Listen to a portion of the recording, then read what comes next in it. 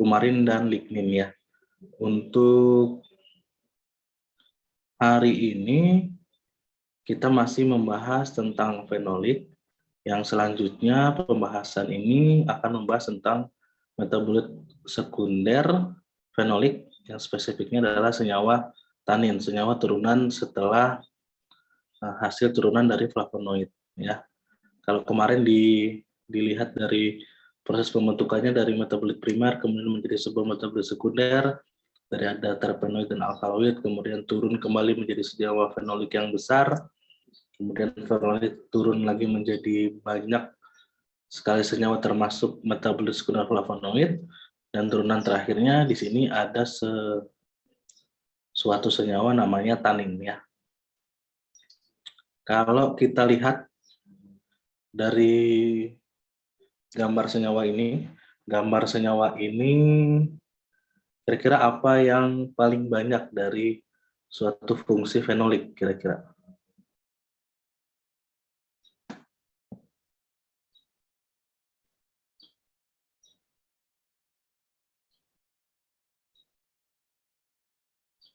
Kalau dari strukturnya kita bisa melihat di sini banyak sekali polifenol, ya banyak fenol di sini.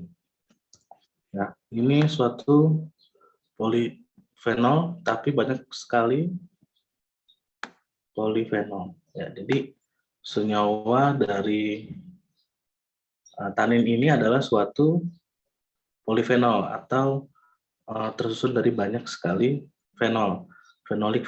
Makanya dia termasuk dari golongan fenol, di mana di sini juga dia berpotongan mirip seperti di flavonoid kemarin, ya. Di mana di sini juga ada struktur seperti ini, yang namanya ini adalah struktur dari gula. Nanti ini akan dibahas lagi tentang macam-macam namanya glikosida, ya, senyawa glikosida. Jadi secara umum tanin seperti ini adalah yang banyak sekali polifenol atau fenol, jadi disebutnya lebih dari 2, yaitu polifenol yang mengikat dengan gugus gula yang nanti bisa disebut glikosida. Nanti akan dibahas di pertemuan lain tentang senyawa-senyawa glikosida, tetapi dasar umumnya kita harus telah mengetahui hampir keseluruhan metabolit sekunder. Nanti ada bagian dari namanya glikon, ada yang namanya aglikon, tetapi aglikon itu adalah semua golongan senyawa dari metabolit sekunder. Nanti kita akan bahas. Ya, seperti yang saya sampaikan tadi dari struktur bahwa tanin adalah polifenol yang tersebar dalam dunia tumbuhan, terutama di jaringan kayu seperti kulit batang dan jaringan lain seperti buah dan daun. Tetapi paling banyak tersebar itu sebenarnya di kulit batang, ya, di jaringan-jaringan kayu dia lebih banyak. Kemudian tanin terkondensasi lebih banyak dijumpai di kulit batang, sedangkan yang terhidrolisis lebih banyak terdapat di buah yang belum matang, ya. Jadi tanin ini nanti ada 2 klasifikasi, ada yang terkondensasi, ada yang terhidrolisis.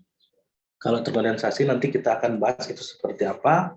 Yang pasti kalau yang terkondensasi, dia lebih banyak ditemukannya di kulit batang atau di jaringan kayu. Kalau yang hidrolisis di buah yang belum matang. Sehingga biasanya tanin ini merupakan kumpulan senyawa organik amorf yang bersifat asam, mempunyai rasa yang agak sepat. Sepat itu seperti masam, tetapi dia agak kelat ya, agak kelat. Biasanya sebutnya kelat atau sepat. Bukan ikan ya, bukan ikan sepat, tetapi ini rasa sepat. Seperti kita bahkan salak yang belum matang. Jadi dia ada masamnya, tetapi dia lebih kering jika bersentuhan dengan indera pengecap, ya, dengan mulut atau dengan lidah. Jadi karena dia punya ciri khas yang seperti ini. Jadi tanin biasanya kalau pada buah berarti punya sifat kelat atau sepat, ataupun mungkin pada kulit batang, mungkin dari teksturnya dia sangat kelat, atau jika kulit batang itu dikecap, dirasai oleh lidah, mungkin punya sensasi sepat atau kelat itu. Kemudian ditemukan dalam banyak tumbuhan, terus digunakan sebagai obat-obatan, bahan penyamak, kemudian bahan pembuat tinta atau bahan pewarna lainnya. Jadi dalam kelompok tanaman, tanin ini ada pada akasia, ada burgeria, ada gambir, ada nyirik, kesambi, terus ada ketapang, pinang, sampai rhizopora maupun pilang. Ya, jadi macam-macam kelompok taninya ya. Kita lihat, nah ini mungkin sudah jadi tradisi mungkin di beberapa daerah di Indonesia bahwa pinang yang dikunyah ini punya rasa seperti itu. Mungkin dari kalian ada yang pernah mengkonsumsi pinang, mungkin bisa tahu sensasi dari rasa sepat dari pinang, buah pinang ya, dari buah pinang, dan juga dia memberikan warna. Nah ini juga salah satu contoh dari senyawa tanin dari alam. Pinang, kemudian ada kulit akasia dan gambir, daun gambir, di mana daun gambir ada bunga-bunganya yang digunakan sebagai zat pewarna juga. Kalau akasia ini dimanfaatkan adalah dermisnya atau bagian dari menjadi kertas ya, menjadi polimer kertas. Jadi kalau tadi ada namanya yang terkondensasi di kulit batang, ini masuk terkondensasi dari hidrolisis, mungkin tadi masuknya yang di buah-buahan yang memberi warna. Ya. Kemudian ada Burgeria dan Rhizopora merupakan bakau-bakauan ya, jenis-jenis bakau.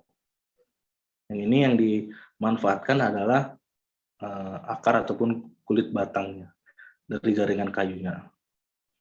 Kemudian ada kesambi juga, buahnya juga dimanfaatkan. Kemudian ada ketapang, ya, buah ketapang juga. Daun ketapang ini kalau lagi ikutin yang viral mungkin ikan cupang ya, dari daun ketapang yang memberikan warna merah ya kalau kita rendam dengan daun ketapang. Itu juga merupakan tanin yang dominan. Kemudian ada teh dan kulit manggis. Ya, nanti ini ada hubungannya, kita akan membahas tentang aktivitas biologis dari tanin karena dia punya banyak sekali gugus fenol, di mana secara umum senyawa-senyawa fenol itu punya aktivitas antioksidan tadi karena dia banyak sekali disusun dengan senyawa-senyawa fenol. Di sini kulit manggis maupun teh sudah banyak terbukti memiliki aktivitas antioksidan yang baik ya.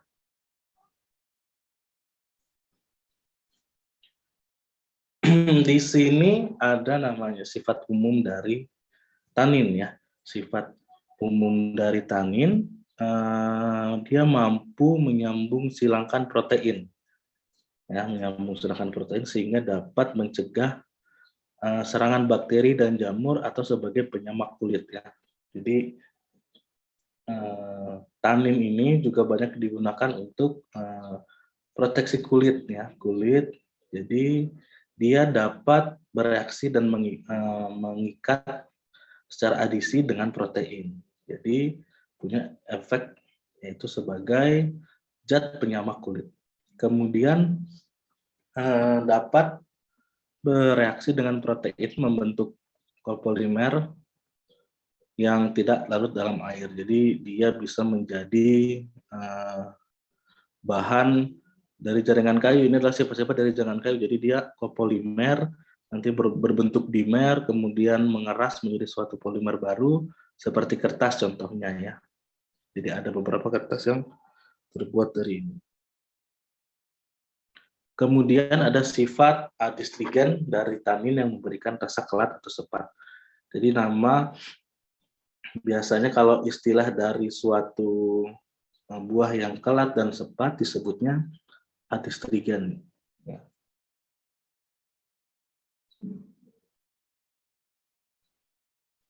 Kemudian kalau secara kimianya, karena tadi dilihat dari banyaknya polifenol, kemudian ada berkaitan dengan gula, struktur utamanya tersusun dari banyak fenol, maka efektivitas ikatan tergantung dari berat molekul dan struktur tanin. Jadi biasanya berat molekul atau BM ini dia lebih dari 1000. Jadi tetapi ada juga tanin yang kurang dari 1000. Yaitu contohnya disebutnya pseudotanin atau tanin semu. Yang contohnya adalah senyawanya ada asam galat dan katekin, tetapi juga masih dalam bentuk tanin ya, dalam bentuk secara besar adalah termasuk fenolik. Sifat fisika, sifat kimia. Sifat fisika untuk suatu metabolit sekunder itu berpengaruh terhadap penampilan fisik. Jadi penampilan fisik, kemudian wujudnya, apakah dia akan berbentuk seperti apa, itu tergantung dari sifat fisik. Kalau sifat kimia biasanya adalah perantara dari sifat fisik. Jadi dengan adanya sifat kimia dari suatu senyawa, dia akan menentukan bagaimana fisiknya akan terbentuk seperti itu. Jadi biasanya untuk mempelajari sifat fisik dan kimia, itu yang paling mudah untuk sifat kimia diidentifikasi adalah aktivitas biologisnya. Apakah dia punya kemampuan secara struktur kimia untuk memberikan aktivitas. Kalau sifat fisik dari suatu tanin, jika dilarutkan dalam air, dia akan membentuk koloid dan membentuk rasa asam atau sulfat ya. Dia akan berbentuk koloid, bukan encer seperti air pada umumnya, tapi dia agak semi solid biasanya. Kemudian jika tanin ini dicampurkan dengan alkaloid dan gelatin, akan terjadi endapan karena alkaloid tadi merupakan alkaloid kan punya ciri khas dia mengikat N ya, atom N ya, basa nitrogen disebutnya, basa nitrogen. Dan gelatin ini tersusun dari asam amino atau protein-protein, di mana memang protein berikatan dengan amida atau atom N. Jadi jika dia bereaksi dengan atom N, dia akan merubah endapan. Jadi dalam cairan ada suatu padatan yang tidak terlarut dalam suatu cairan, nah itu endapannya. Biasa kalau dilakukan sentrifuge terpisahkan, dia berupa gugus-gugus protein, jadi menjadi asam amino jika ditambahkan alkaloid maupun gelatin. Secara fisik dia tidak bisa mengkristal. Mengkristal itu misalnya dia berbentuk menjadi serbuk, amorf, tidak berwarna, tidak berbau, itu dia mengkristal. Dia tidak bisa karena mungkin sifatnya yang polifenol tadi, dia sukar mengkristal karena banyaknya polifenol, adanya gugus aromatik di situ mengakibatkan aromanya sangat kuat biasanya. Terus mengendapkan protein dari larutannya dan bersenyawa dengan protein tersebut sehingga tidak terpengaruhi oleh enzim proteolitik. Jadi kalau dia sudah menjadi endapan yang hasil dari campuran alkaloid ataupun gelatin atau asam amino lain, dia tidak berpengaruh pada enzim proteolitik. Kemudian sifat kimia, ya. Sifat kimia karena tadi kita sebutnya dia polifenol. Tadi saya juga sudah sebutkan kenapa dia sukar mengkristal karena dia banyak sekali tersusun dari banyak fenolik ya atau fenol, di mana ada benzen dengan hidroksi, ikatan hidroksi atau OH, sehingga dia aromatis sekali, kemudian dan sangat mudah menguap akibat adanya hidroksi. Jadi dia aromanya kuat, terus warnanya pun kuat. Kemudian tanin dapat diidentifikasi dengan kromatografi ya, bukan kromatografi. Banyak ada KLT, banyak ada HPLC, ada kolom dan lain-lain, ataupun sistem kromatografi lainnya. Pasti karena dia berwarna, jadi dia dapat diidentifikasi dengan macam-macam kromatografi yang mungkin dipelajari di pemisahan dan analisis kimia. Kemudian senyawa fenol dari tanin mempunyai aksi adhegensia, rasa kelat tadi, antiseptik, dan pemberi warna. Ini secara umum, tetapi banyak sekali secara kimia tanin ini digunakan untuk berbagai macam pengobatan lainnya atau aktivitas lainnya. Ya, salah satunya juga dia penolak herbivora ini adalah fungsi untuk tanamannya, kemudian sebagai metal ion chelator, ada juga sebagai protein preserving agent, kemudian antioksidan alami, anti kanker, mutagenik, mikroba dan diare, antidiabetik ataupun pewarna coklat, memberi warna coklat. Ya. Di sini membahas tentang aktivitas yang dimiliki atau peran biologis yang kompleks dari tanin. Jadi tanin tadi sangat kompleks mulai dari pengendapan protein, jadi dia jika direaksikan dengan protein mengendap, kemudian dia punya pengkelat logam atau punya rasa kelat tadi, ya, sehingga dia mudah diidentifikasi sebagai misalnya sebagai pangan, apakah dia bisa mengendapkan protein atau bisa memisahkan protein bagi tubuh, atau mungkin pengkelat logam, pemisah logam. Juga tadi ada kalau secara non biologisnya ada sebagai bahan baku produk lain seperti kertas atau zat warna. Tapi yang paling banyak digunakan saat ini adalah aktivitas antioksidannya seperti contoh tadi yang sudah jadi produk sangat terkenal dan sempat digadung-gadungkan antioksidan paling baik yaitu kulit manggis ya. Kulit manggis memang karena dia tersusun oleh banyak fenol atau gugus polifenol, jadi aktivitas utama yang paling baik dari tanin adalah antioksidan. Sama halnya seperti fenolik lainnya. Oke, kita akan lanjut ke penggolongan tanin tumbuhan ya. Penggolongan tanin tumbuhan tadi di awal saya sudah sampaikan yang terhidrolisis itu apa, yang terkondensasi itu apa ya. Di sini kita akan melihat bagaimana perubahan secara kimianya dan pembentukan senyawanya seperti apa dari tanin hidrolisis. Apa yang membedakan? Kenapa disebut terhidrolisis? Kenapa disebut terkondensasi? Sebelumnya saya mau tanya, terhidrolisis tahu kan apa terhidrolisis?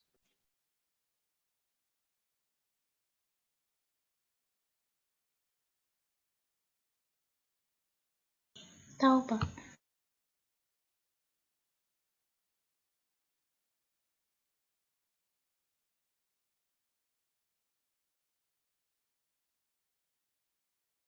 Terhidrolisis apa kira-kira?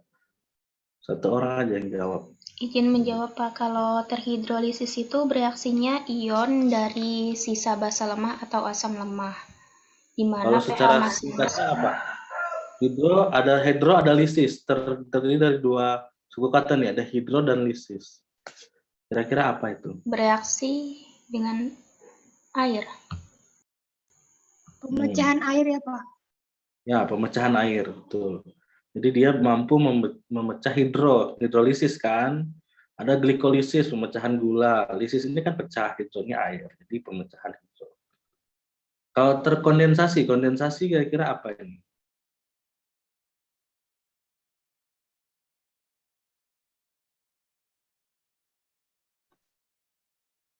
Kalau kondensasi, Pengembunan ya, Pak, biasanya. pengembunan. Pengembunan itu hasil dari proses apa? Didinginkan, dipanaskan, dibekukan.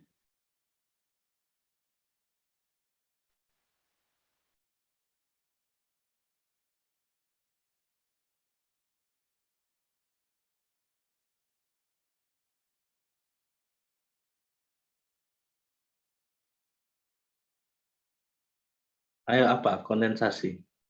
Ini anak SD tahu loh, anak SD tahu. Masa udah kuliah nggak tahu?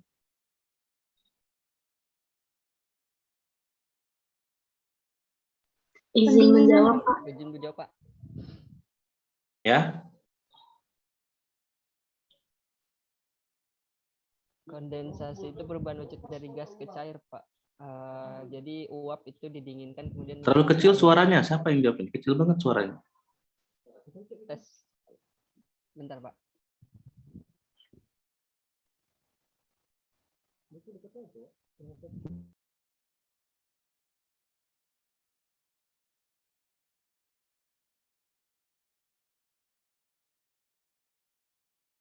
Tes Pak, apakah sudah terdengar Pak?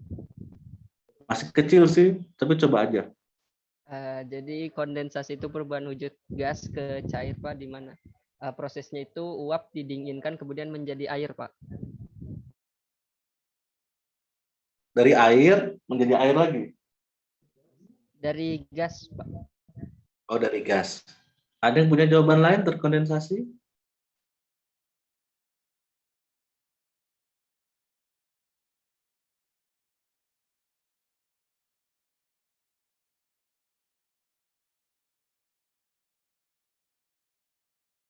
Yang pasti dua wujudnya ini kita sepakati cair ya kan? Iya, Pak. Berupa cairan. Yang satu hasil pemecahan, apakah pemecahan ini menjadi cair atau tidak, ya kan? Bisa jadi koloid tadi. Tadi sudah disampaikan banyak ada kalau dia bereaksikan dengan protein, terus sudah ada gambaran mana yang terhidrolisis, mana yang terkondensasi.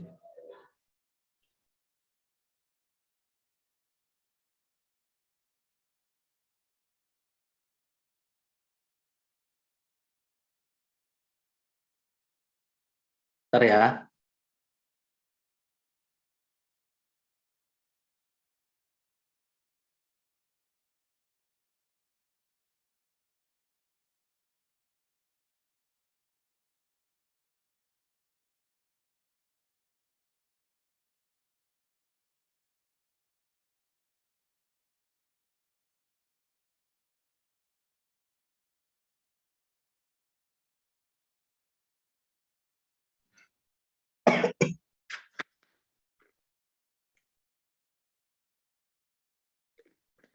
Jadi di sini tanin terhidrolisis. Ini terbentuk dari esterifikasi gula. Misalnya glukosa dengan asam fenolat sederhana. Ya, teresterifikasi. Teresterifikasi, ada yang tahu teresterifikasi?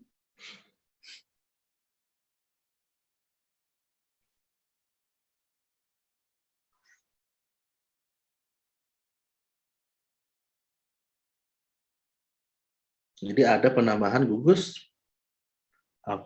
ester ya, namun gugus ester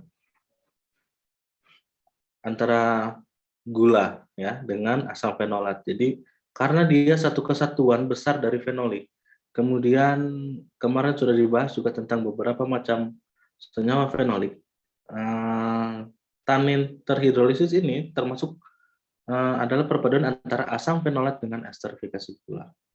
Sehingga tanin ini dapat dihidrolisis oleh asam atau enzim. Ya, jadi ada hubungannya tadi dengan protein, ya protein. Jadi tanin ini biasa berbentuk senyawa amorf yang higroskopis, kemudian punya warna coklat kekuningan yang larut dalam air, terutama air panas, karena ada pemecahan dari gugus-gugus hidroksi.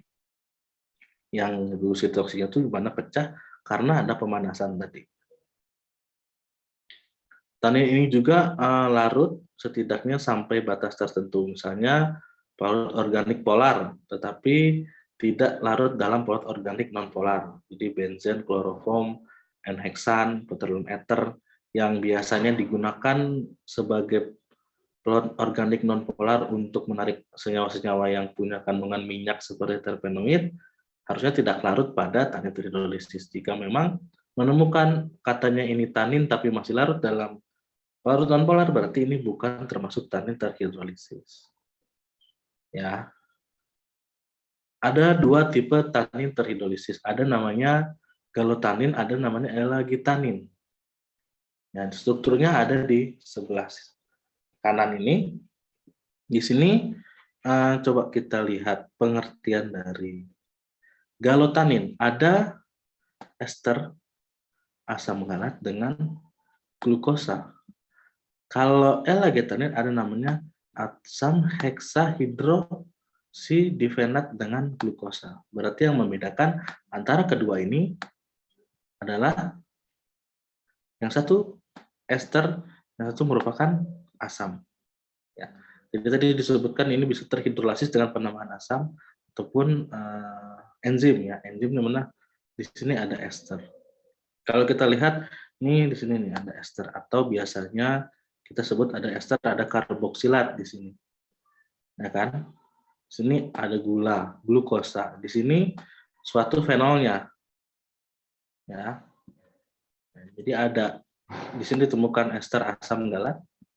Di sini ditemukan glukosa, dan ini tetap ada fenolnya. Ya. Kalau di L-getanin ada namanya hexahidroksibifenat. Oke, kita lihat dulu mana gulanya. Ini gulanya. Ini gulanya.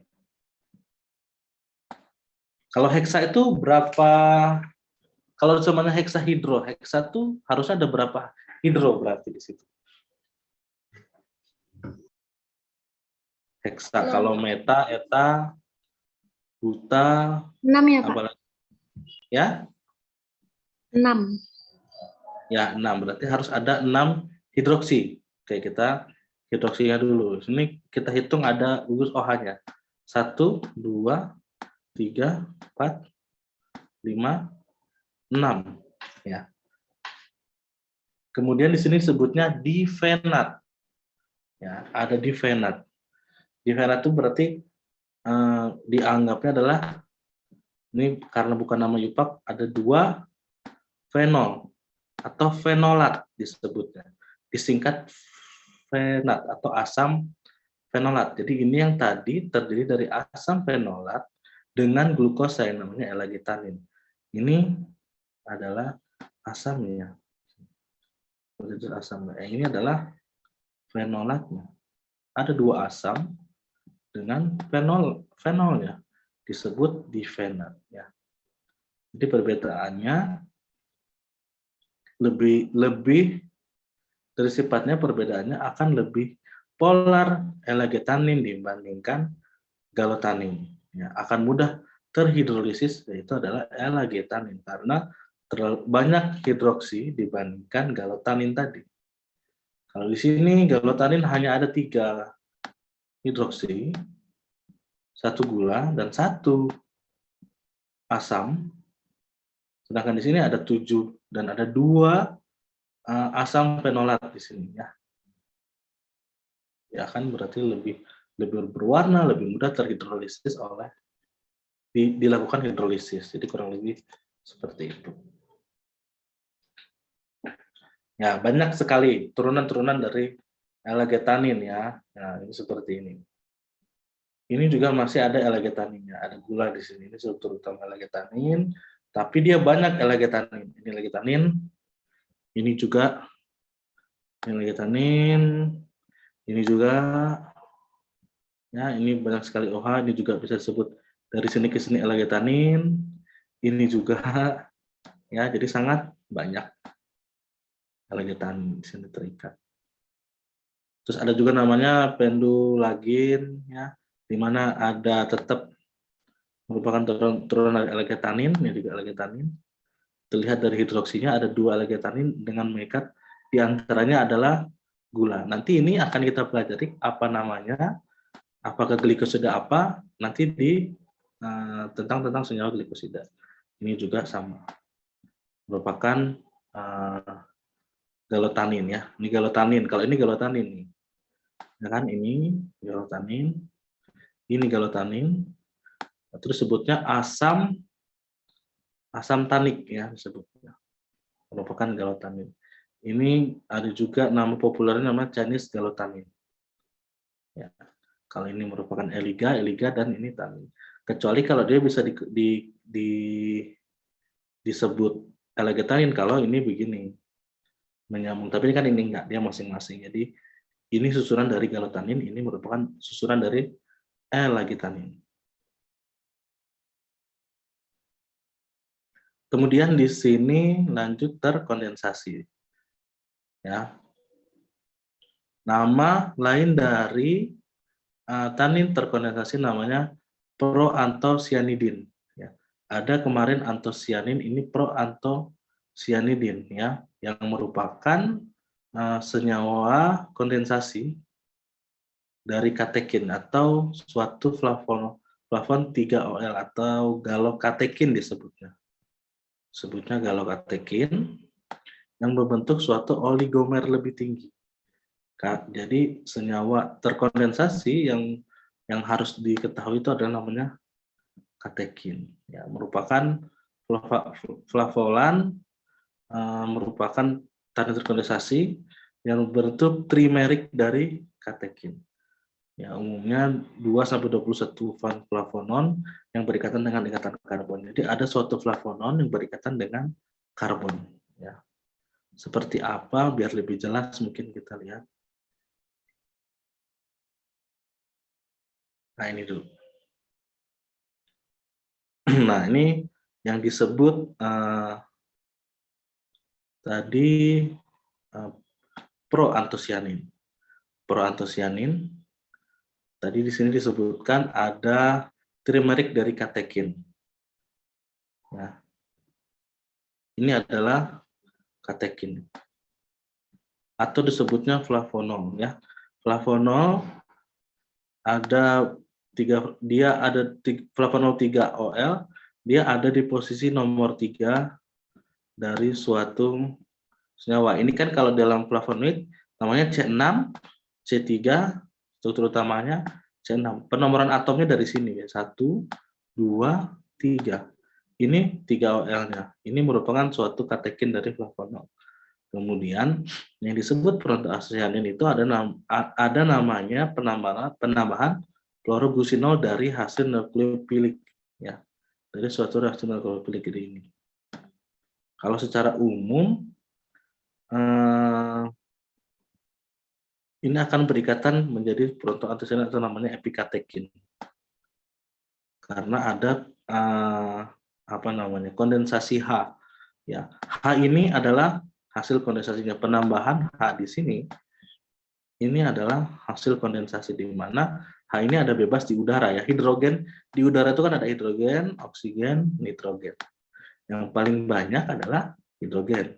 Oksigen juga banyak tetapi lebih banyak hidrogen di udara. Dari hasil kondensasinya ini ada penambahan H di sini. Sehingga dia ini yang disebut terkondensasi. Jadi ada banyak sekali flavonol. Ada trikatekin. Ini adalah katekin flavonol. Ini ada trikatekin. Ini 1, ini 2, ini 3 akibat dari kondensasi penambahan H+.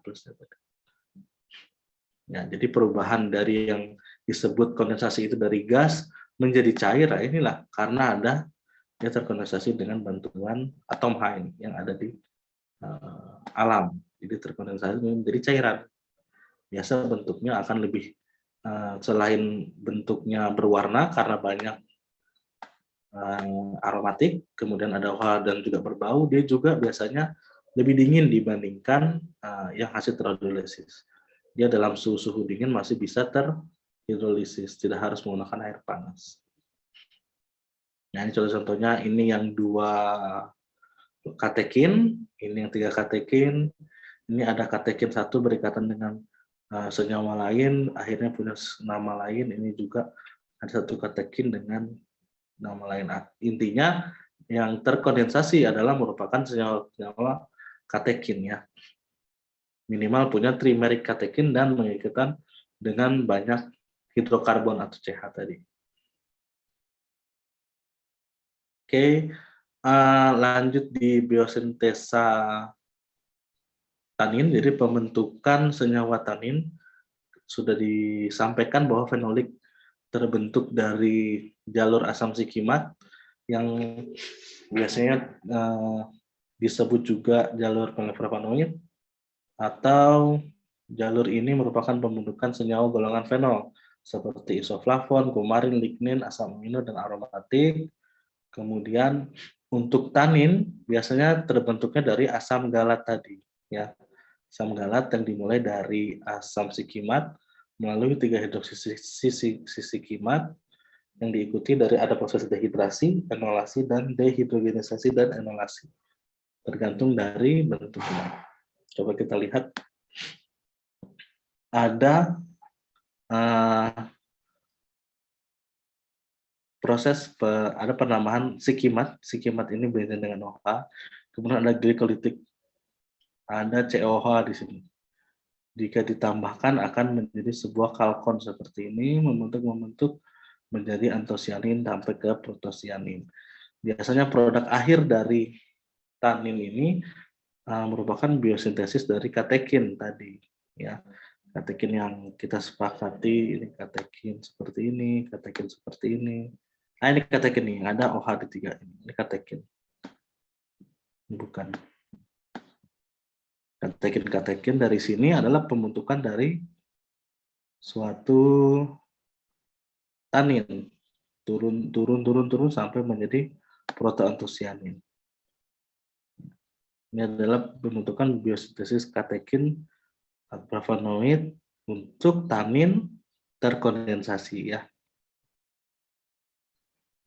Kemudian setelah mencari dengan melihat seluruh sifatnya, kemudian dari yang terhidrolisis maupun terkondensasi, dari strukturnya kita melihat banyak sekali polifenol, kemudian susul dari katekin-katekin yang merupakan plafon 3OL, ya bisa disimpulkan bahwa proses ekstraksinya lebih spesifik, dia akan menggunakan larut polar, ya. Larut polar air, alkohol yang merupakan formasi etanol, metanol maupun aseton. Kemudian untuk identifikasinya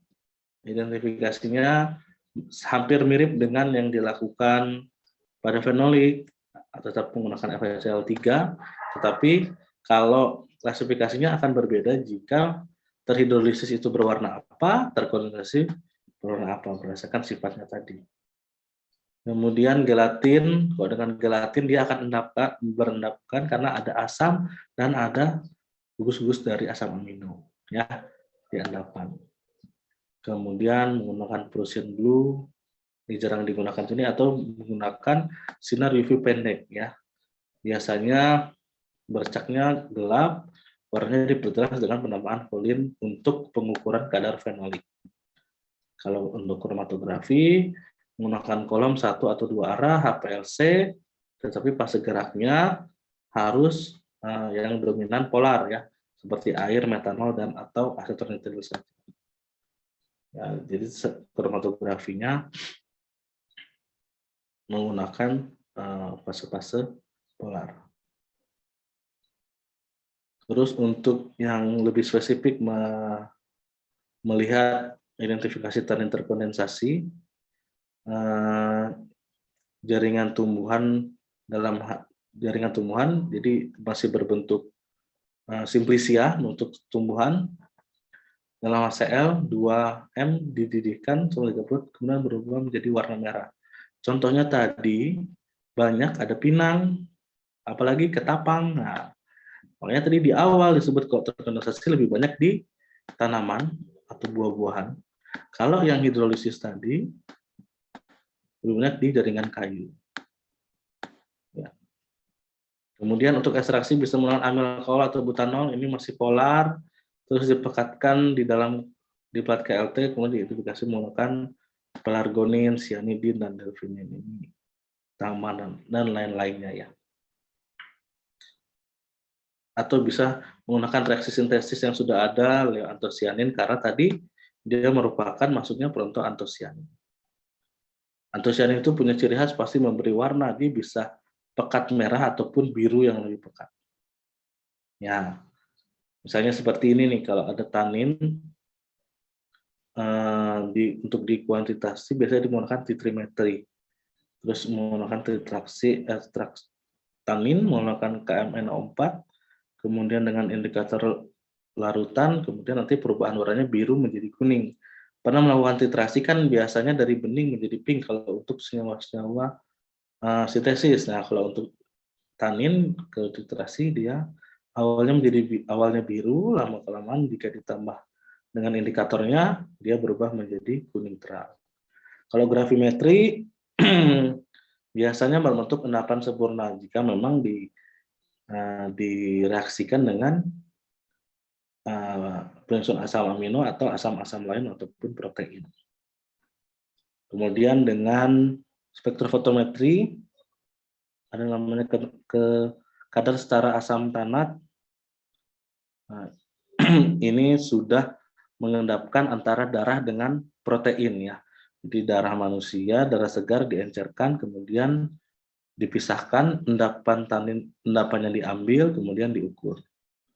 Biasanya ini diukur untuk misalnya konsumsi tanin yang masuk ke dalam tubuh ya. Seperti itu. Ada juga untuk pengukuran kadar protosianin dari suatu ekstraksi. Jadi hasil ekstraksi dari butanol akan membentuk monomer, kemudian diukur bisa dengan lampu UV dari rentang 546 sampai ke 560 yang memberikan warna. Ini biasanya dilihat dari gelombang elektromagnetik. Jadi pembagian warnanya untuk warna merah itu di wilayah 500-an sampai 550 lah. Kemudian kalau katekin kalau dihitung sebagai katekin, ekstrak tanin itu bisa direaksikan dengan 10% vanilin dalam etanol 90% dan HCl pekat. Kemudian dihangatkan, kemudian diukur menggunakan pembanding. Misalnya ini untuk mengukur kandungan katekin. Biasanya kalau ingin mengukur kandungan atau kadar dari suatu tanin, yang digunakan adalah katekin karena yang bermanfaat dari tanaman ataupun tumbuhan yang memberi warna untuk diukur dalam serapan gelombang yang berpendar yang memberikan warna itu yang katekin tadi, yang merupakan kerangka dari flavonol tadi. Ya, itu saja. Ada yang mau ditanyakan? Boleh. Ada tugas. Sebenarnya ada tugas ini. Tugas kelompok tapi bukan kelompok sih, kelas ya. Tugas kelas. Jadi untuk mereview apa yang saya sudah sampaikan tentang ketiga garis besar yang paling banyak digunakan di farmasi, ya. Di farmasi ada asam fenolat, ini paling banyak digunakan di farmasi, terus fenolpropanid dan tanin ini, ya. Jadi nanti kalian diminta untuk menjelaskan tentang mengambil dua contoh senyawa dari asam fenolat ya.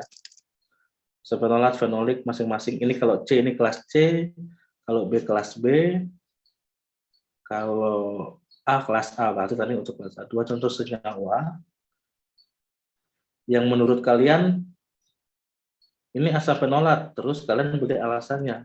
Alasan kenapa termasuk senyawa tersebut. Sudah disampaikan kemarin kalau asam fenolat itu ada apa aja, fenolat ada apa aja, ya.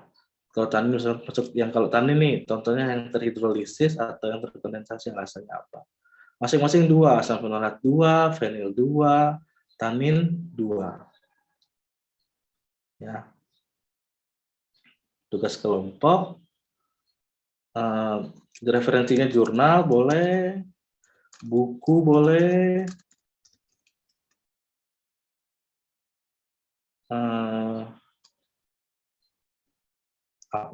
jangan blog ya, ini aja jurnal atau buku.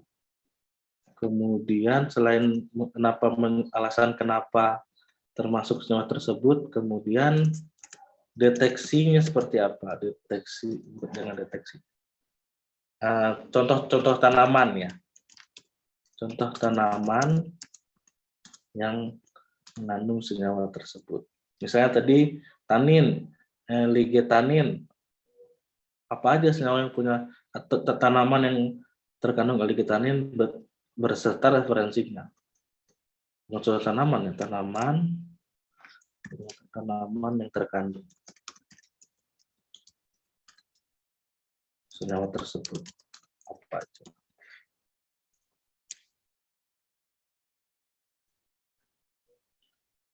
Kalau ini nanti dijelaskannya kenapa misalnya boleh pembentukannya boleh, terus strukturnya, struktur kimianya,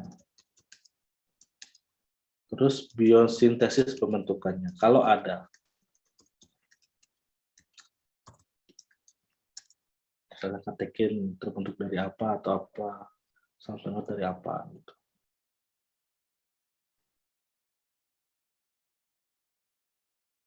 Ini dibuat PPT saja, ya. Dibuat PPT, dipresentasikan. Pertemuan selanjutnya hari apa? Hari Selasa ya? Iya, Selasa Pak. bukan? Iya, Pak. Nah, itu hari Selasa. Ini per kelas aja, jadi nanti kelas kirimkan 2 sampai 4 orang untuk mempresentasikan ini. Ya, saya mau lihat dengan 2 pertemuan metode ceramah, dengan cara saya mengajarkan yang fokus pada sifat-sifat kimianya, kalian menangkapnya seperti apa. Kalau saya mengevaluasi 1 kali itu enggak bisa, kalau bisa 2 kali mungkin saya bisa, oh kalian menangkap seperti apa. Nanti paling saya akan di pertemuan selanjutnya akan mencoba merubah pola, misalnya memang tidak efektif pola ceramah seperti ini. Oke. Ada yang mau ditanyakan tentang tanin?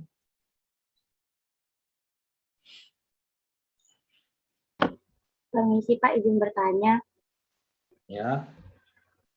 Tadi kan di slide Bapak ada dicantumkan itu tanin dapat diidentifikasi dengan kromatografi. Apakah tanin ini cuma bisa diidentifikasi dengan kromatografi Pak atau bisa sama metode lain? Sekian dan terima kasih. Tadi kan banyak tuh. Ya kan banyak kualitatif apa? Kualitatif. Terus ada kuantitatif. Banyak kan? Banyak sekali. Ya. Tergantung tadi macam-macamnya apa. Kalau tadi kita sudah tahu sifatnya, endapan putih ini bisa dengan gelatin penambahan asam. Kalau reaksi warna umum ya FeCl3. FeCl3 ini kan warnanya kuning. Terus ditambahkan dia akan berubah warna bereaksi menjadi biru gelap hidrolisis, kalau hijau gelap itu kondensasi. Kromatografi itu adalah cara paling umum untuk bukan mengidentifikasi sebenarnya. Identifikasi sih rata-rata hampir semua senyawa bisa dengan kromatografi, tidak perlu tanin. Ya. Cuma kalau dia berwarna seperti polifenol akan lebih mudah lagi. Ya, karena tadi kan di awal kita sebut, saya sampaikan bahwa tanin ini merupakan polifenol ya. Jadi memang akan lebih mudah dengan kromatografi. Yang penting kan senyawa tidak memberikan warna, ya kan. Dia sudah polar, kemudian bersifat polar nih ya, lebih larut di pelarut organik polar maupun air, kemudian dia berwarna, itu akan lebih mudah. Kemudian juga dia mudah terkondensasi tadi, ya kan? Itu akan lebih mudah. Di kromatografi kan ada kromatografi gas, ada yang cair, akhirnya lengkap dengan kromatografi apapun, harusnya tanin ini bisa diidentifikasi. Dia mau dalam bentuk cair maupun bentuk gas. Baik Pak, terima kasih Pak.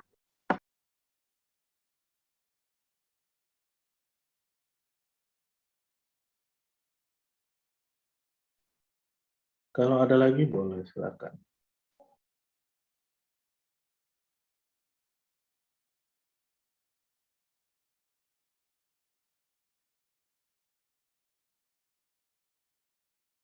Saya rasa tugasnya jelas ya, dibuat PPT aja.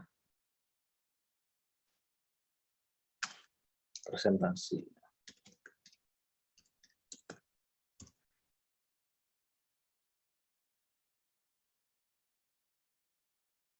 Tiga kelas kan benar ya, 3 kelas bukan 2 ya?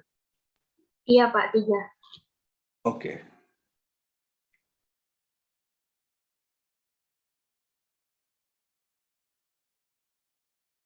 Jadi ini nggak perlu bikin resume, langsung aja presentasi.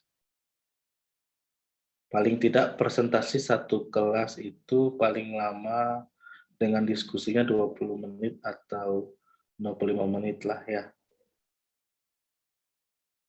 Kuliah lama-lama ngantuk, kalau 2 jam full tuh ngantuk, 100 menit full tuh ngantuk. Percuma lama-lama tapi nggak masuk ke kepala ini. Sebentar tapi efektif. Ada yang mau ditanyakan lagi? Permisi Bapak, izin bertanya.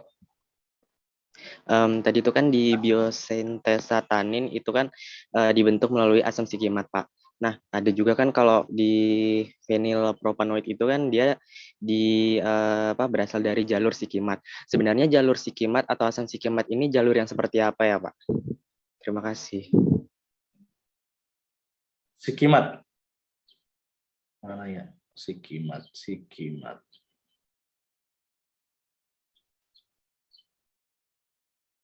Ya, mungkin di awal mungkin sudah disampaikan ya. Mungkin oleh Pak Supriyatno mungkin ya, tentang pendahuluan tentang jalur pembentukan metabolisme. Jalur sikimat ini, coba kita zoom kelihatan.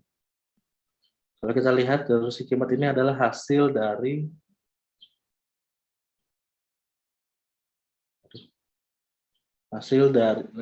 strukturnya. Sikimat itu ya seperti ini, adalah polifenol.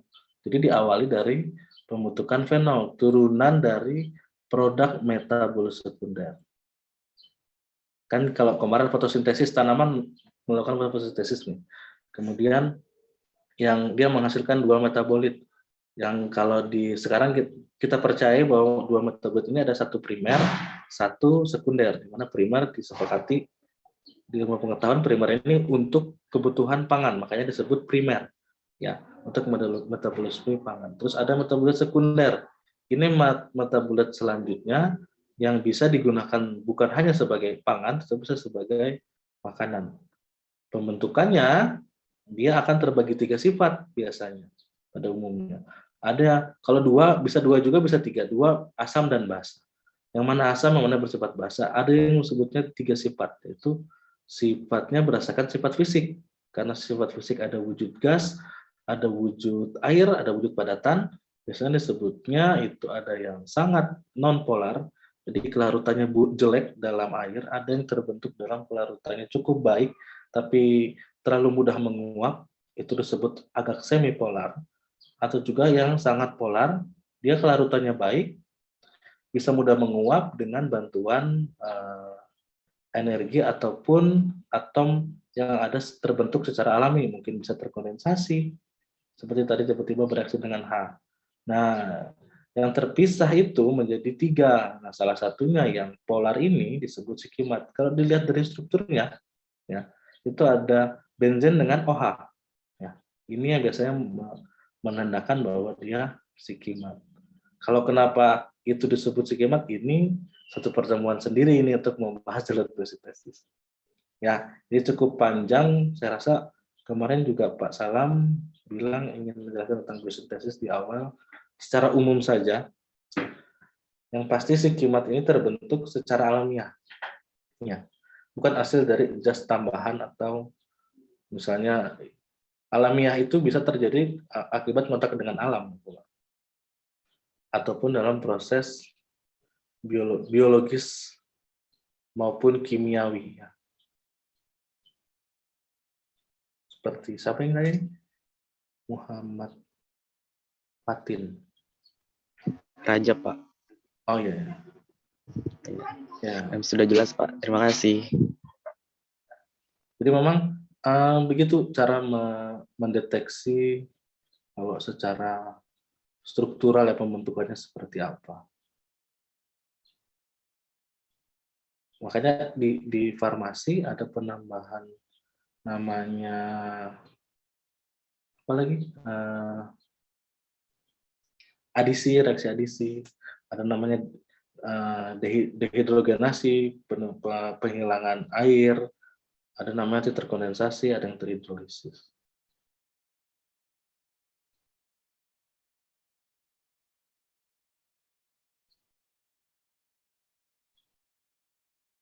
Oke, ada lagi yang mau bertanya?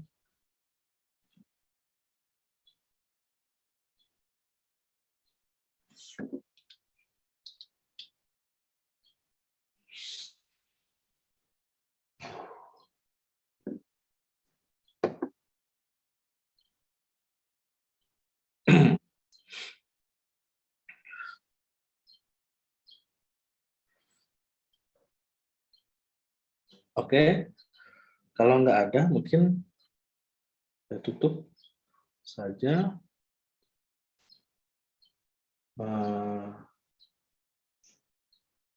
Silakan nanti untuk pembagian siapa yang presentasi atur saja setiap kelas masing-masing, siapa yang mau. Ini tidak mempengaruhi kalau yang presentasi akan lebih tinggi dari yang lain, tapi saya mau melihat juga bagaimana menangkap materi yang dipaparkan dalam 2 pertemuan dengan saya.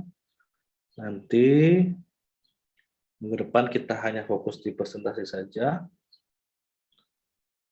Di minggu selanjutnya, di pertemuan selanjutnya nanti akan membahas tentang steroid belum ya? Steroid belum kan ya? Steroid belum, kemudian saponin belum. Setelah saponin nanti ada tentang glikosida. Ya. Jadi masih ada sekitar 2 atau 3 pertemuan lagi dengan saya sebelum nanti masuk ke termin 2 untuk praktikum ya. Oke, terima kasih atas perhatiannya. Mohon maaf jika ada salah kata dan kekurangan.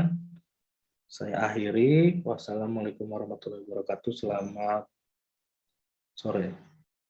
Waalaikumsalam warahmatullahi wabarakatuh. Terima kasih. Terima kasih, Pak.